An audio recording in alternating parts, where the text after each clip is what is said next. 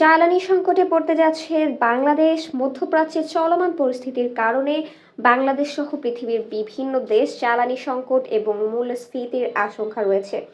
যুদ্ধের কারণে জ্বালানি সংকট এড়াতে নানামুখী উদ্যোগ নিচ্ছেন সরকার। এরই মধ্যে খোলা বাজার থেকে বেশ দামে তরলীকৃত প্রাকৃতিক গ্যাস দুটি কার্গো জাহাজ কিনেছেন সরকার। বেশি দামে তরলীকৃত পেট্রোলিয়াম গ্যাস আমদানি করেছেন ব্যবসায়ীরা। একই সঙ্গে জ্বালানি সাশ্রয়ে মন্ত্রিসভা ও জ্বালানি মন্ত্রণালয়ে কয়েক দফা নির্দেশনা দিয়েছেন।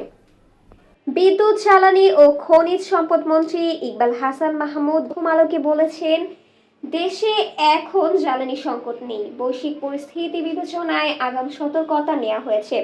সরবরাহ কিছুটা কমানো হয়েছে। একই সঙ্গে বাড়তি দাম হলেও বিকল্প উৎস থেকে জ্বালানি কেনা হচ্ছে। সবাইকে সাশ্রয়ী হতে অনুরোধ করা হয়েছে। জ্বালানি সংকট মোকাবেলায় সরকার জনগণকে 5টি নিদর্শন মানার আহ্বান জানিয়েছে। জ্বালানি সংকট মোকাবেলায় ব্যক্তিগত ও সরকারি পর্যায়ে সাশ্রয়ী হওয়া, বিদ্যুৎ ও গ্যাসের ব্যবহার কমানো এবং নবায়নযোগ্য জ্বালানি ব্যবহার বৃদ্ধি করার প্রয়োজন। এছাড়াও ব্যক্তিগত গাড়ি কমিয়ে গণপরিবহন ব্যবহার, অবৈধ গ্যাস সংযোগ বিচ্ছিন্ন সহ সার কারখানায় গ্যাসের ব্যবহার সাময়িক বন্ধ এবং আলোকসজ্জা পরিহার করা এই মুহূর্তে জরুরি বলে জানিয়েছেন সরকার। পাশাপাশি জনগণকে বিনীতভাবে অনুরোধ জানিয়েছেন এই নির্দেশনাগুলো মেনে চলার।